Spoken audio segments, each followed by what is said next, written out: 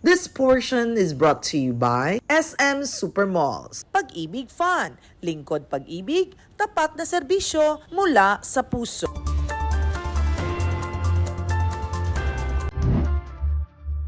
May pag-ibig na kasama sa gitna ng kalamidad.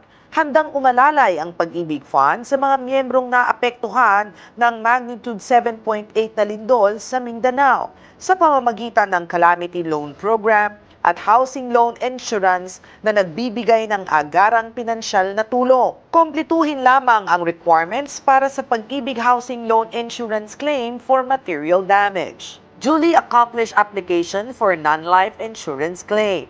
Report of loss, cost of damages, bill of materials, colored photos of the damaged property or other proof of loss or damage, 2 valid IDs with signature. Para naman sa Pag-ibig Calamity Loan, magpasa lamang ng Calamity Loan Application Form, valid ID, proof of income or certified income by employer on the application form, Pag-ibig Loyalty Card Plus. Available ito sa mga lugar na nasa ilalim ng state of calamity.